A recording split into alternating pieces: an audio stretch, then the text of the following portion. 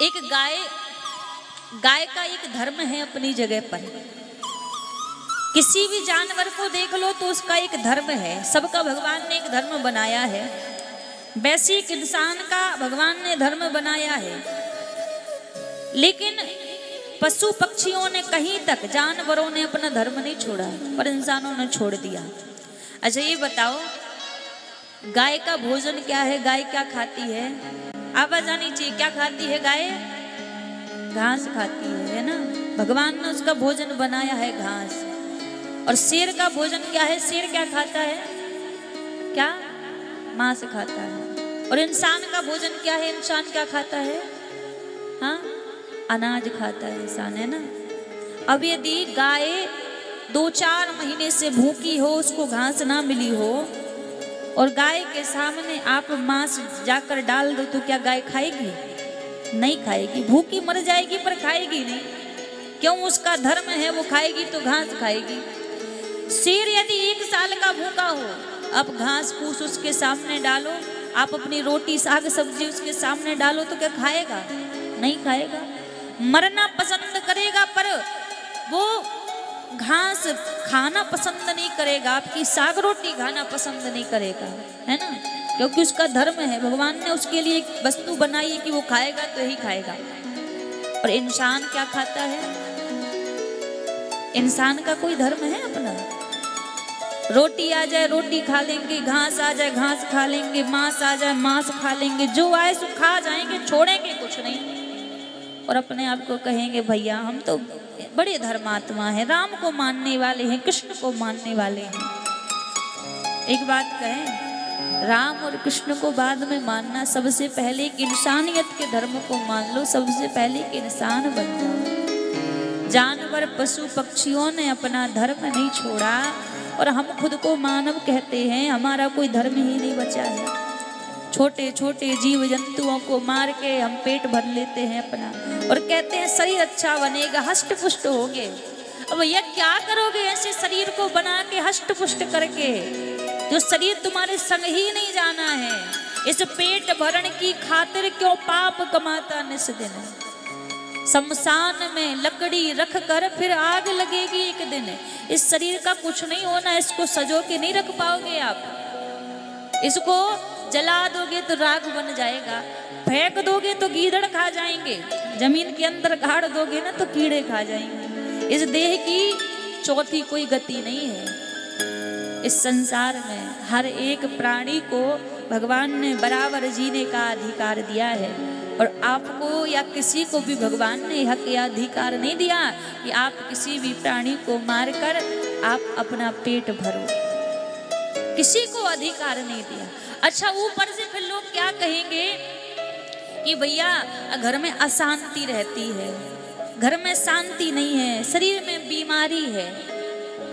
अब एक बात बताओ, हम किसी के अंतिम संस्कार में जाते हैं ना, शमशान जाएंगे, तो हम जब वहां से लौट के आते हैं तो स्नान करते हैं। क्यों? हम कहते हैं भैया हम शमशान गए थे, मृत शरीर के साथ गए थे, तो हम अछूत हो गए, अशुद्ध हो गए, इसलिए स्नान कर रहे हैं। शरीर को पवित्र करने के लिए स्नान करते हैं, है ना। अब जिस आप प्राणी को मार के पेट में धर रहे हो तब स्नान करते हो, इसका मतलब आपकी तो पूरी देह ही फिर अछूत हो गई, अशुद्ध हो गई, कि वहां मृत शरीर को छूने से आपने स्नान किया, और यहाँ मृत शरीर को तो आपने पेट में ही रख लिया। क्योंकि ये जो 84 लाख योनियां हैं, इसमें ये ऊपर का चोला सबका बदला है, आत्मा सबकी बराबर है। वही एक इंसान के अंदर आत्मा है, वही एक जानवर पशु पक्षी के अंदर वही आत्मा है, वो सबकी बराबर है। तो जब वहां आपको पाप लग सकता है छूने से, तो यहाँ क्यों पाप नहीं लगेगा? यहाँ भी पाप लगेगा। आपने किसी जीव जंतु को खाया तो केवल जीव जंतु अकेले को नहीं खाया, उसके भय को आपने खाया, उसकी कामनाओं को आपने खाया, उसकी पीड़ा को आपने खाया है। और फिर आप कहो कि घर में शांति रहे, सुख रहे, तो असंभव है, ऐसा नहीं हो सकता। तो भैया सबसे पहले इस विषय में हम ज़्यादा नहीं कहेंगे, पर इतना ही कहेंगे कि सबसे पहले अपनी इंसानियत के धर्म का पालन करो, उसके बाद राम कृष्ण के भक्त बनना।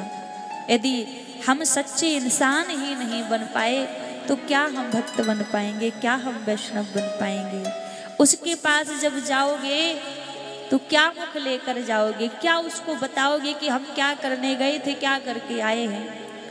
इंसान ना कोई गलती अपराध कर दे और हमें अदालत में जाना पड़े तो यहाँ पैसा रुपया दे के हम छूट सकते हैं, बच सकते हैं, लेकिन उसकी अदालत में किसी की रिश्वत नहीं चलती है। वहाँ तो एक एक कर्मों की लेखा जोखी होगी। आपने कौन से कर्म किए हैं, कैसे कर्म किए हैं, वहाँ पर वो सब देख रहा है। एक एक कर्म सबके लिखे जा रहे हैं। तभी संत कहते हैं भैया उजली करनी कर ले भैया, कर्म न करियो काला। है उजली करनी कर ले भैया, कर्म न करियो काला। क्यों? लाख आँख से देख रहा है हमें देखने वाला। हो लाख आँख से देख रहा है हमें देखने वाला। पुण्य की नैया पार लगाता, पुण्य की नैया पार लगाता, पाप स्वयं डूब जाता। मेरे ठाकुर के दरबार में सब लोगों का खाता। हो मेरे मालिक के दरबार में सब लोगों का खाता। मेरे मालिक के दरबार में सब लोगों का खाता। मेरे मालिक के दरबार में सब लोगों का खाता।